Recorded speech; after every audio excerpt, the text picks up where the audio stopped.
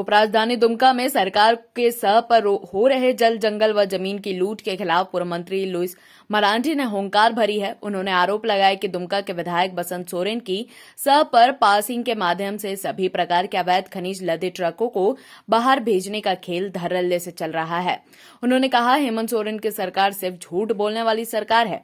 बाहर भेजने का खेल धड़ल्ले से चल रहा है। भारतीय जनता पार्टी की दुमका इकाई द्वारा शहरों के फूलो झानो चौक पर आज प्रेस वार्ता का आयोजन जिलाध्यक्ष निवास मंडल की अध्यक्षता में की गई। पूर्व मंत्री लुइस मरांडी ने कहा कि जब से झारखंड मुक्ति मोर्चा नेतृत्व वाली यूपीए सरकार बनी है, ऐसा लगता है कि दुमका में शायद ही कोई खनिज संपदा बच पाए। सूबे के मुखिया और उनके भाई दुमका विधायक बसंत सोरेन केन प्रकरण यहां के खनिज संपदा को लूटने में लगे हैं।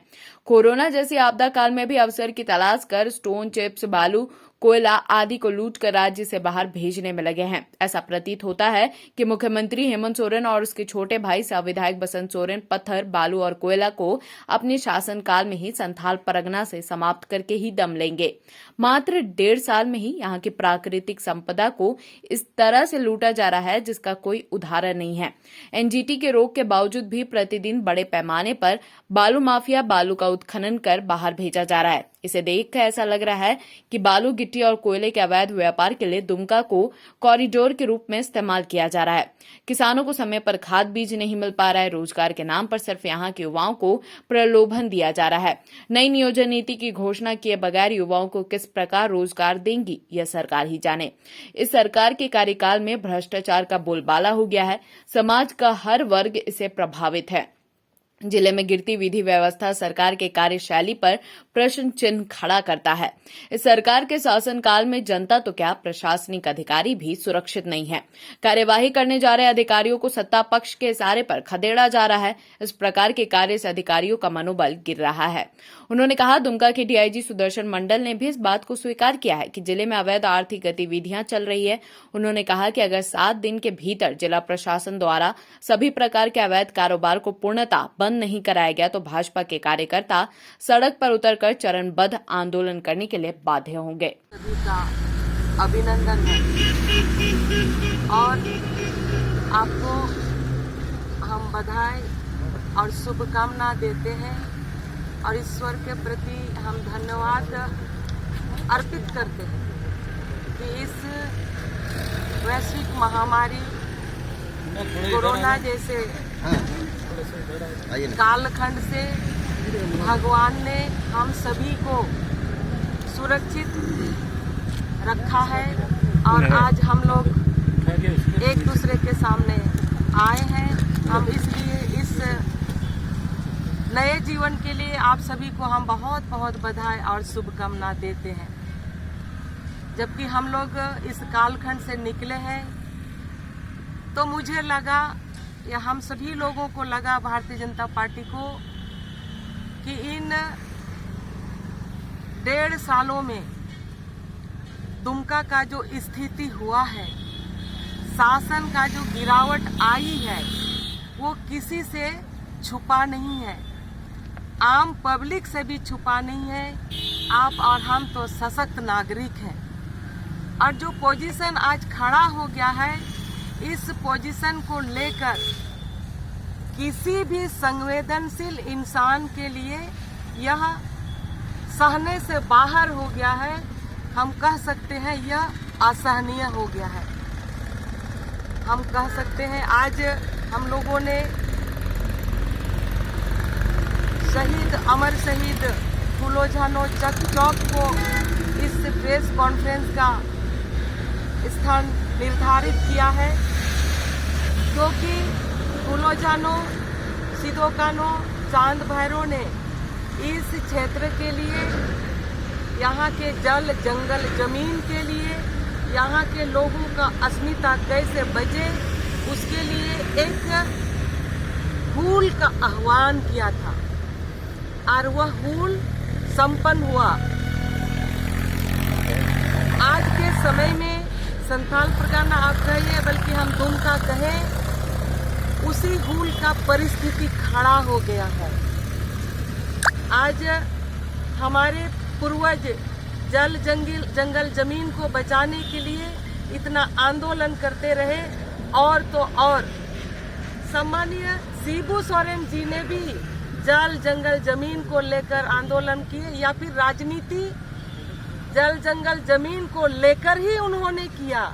और उसी जल जंगल जमीन के माध्यम से आज जहां तक वो लोग पहुंचे हैं, पूरा परिवार के लिए के सदस्य, आज यही जल जंगल जमीन है।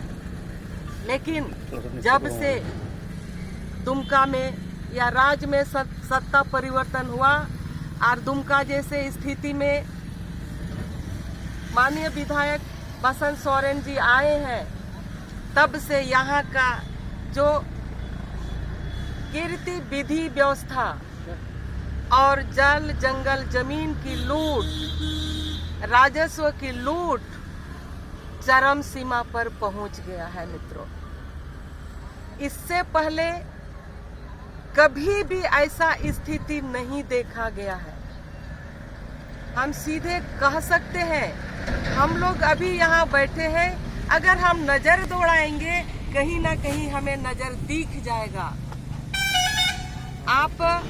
आप देखेंगे कि चाहे यहाँ आप कोयला की बात करें, खनिज संपदा का किस तरह से लूट हो रहा है, और उसका जो राजस्व है सरकार के खाते में नहीं जाके व्यक्तिगत खाते में जा रहा है। और यह सीधे हम बोल सकते हैं ये सारा स्थानीय विधायक बसंत जी के सह पर ही हो रहा है। आप कोयला का बात करिए, आप पत्थर का बात करिए, आप बालू का बात करिए। हमें चिंता है इस बात की कि पूरे भारत में एनजीटी नियम लागू है। एनजीटी नियम वो है, हम सभी लोगों को मालूम है कि इस समय एक छटाक भी हम बालू कम से कम नहीं उठा सकते हैं। लेकिन जैसे अभी हमारे अध्यक्ष जी बता रहे थे कि हजारों हजार ट्रक यहाँ से बालू उठ रही है, उठे और वो राज्य के बाहर जा रहा है। आखिर यह किसके सह पर जा रहा है?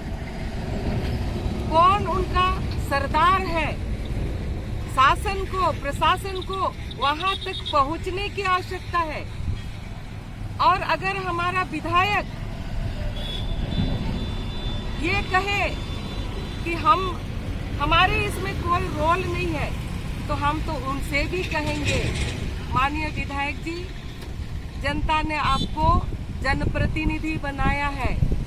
जनता के सुख दुख को देखने के लिए और दुमका जैसे जगह को या यहाँ का जल जंगल जमीन को बचाने के लिए, ना कि यहाँ अपराधी तत्वों को बढ़ाने के लिए। आप चाहे दिन में हो चाहे रात में, विशेष रूप से क्योंकि मैं स्वयं देखी हूँ इस चीजों को। दुमका शहर के इर्द गिर्द या जिस रोड में ट्रकें चलती है, हर 5 किलोमीटर में बिना नंबर प्लेट के गाड़ियां खड़ी रहती हैं। हमें चिंता इस बात की है कि उस गाड़ी में आखिर कौन लोग रहते हैं, उनका क्या काम है। जब से बसंत जी यहाँ विधायक बने हैं, तब से इस चीजों का जो देखने को मिला है, उसके पहले ऐसा नहीं था।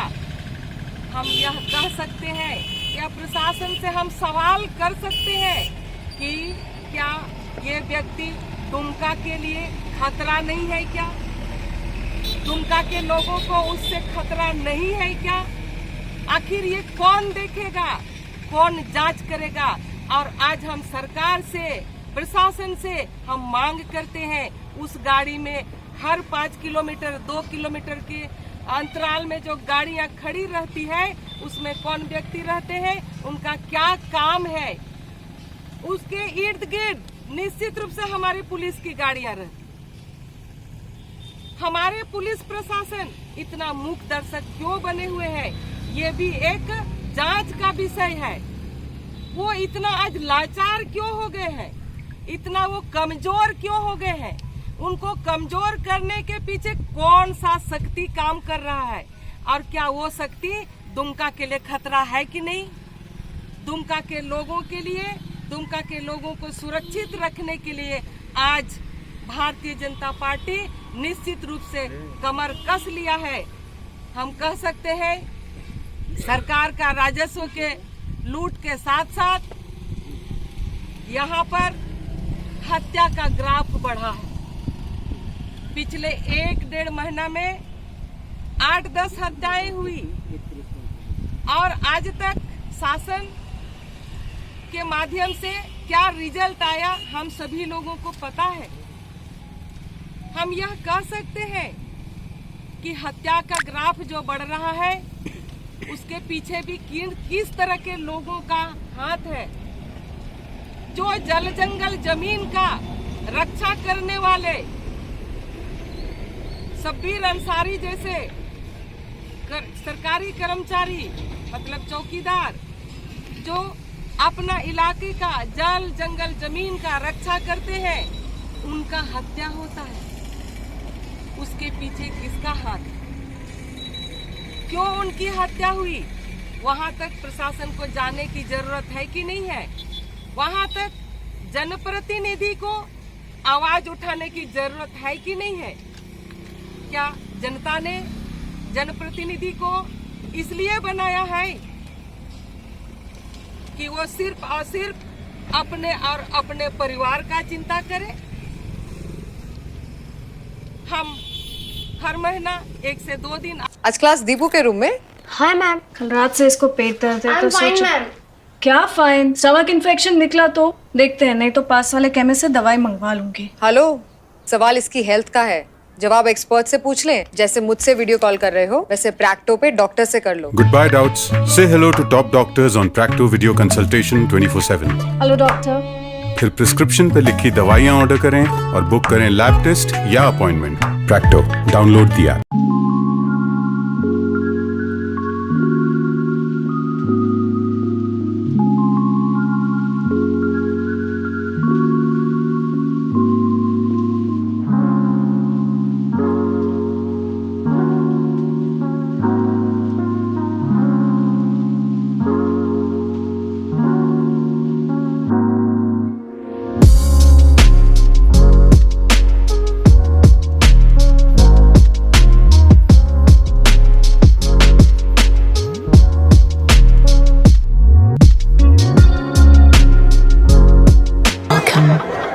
You've never known. Welcome to a journey you've never imagined. Welcome to Arabia, Saudi.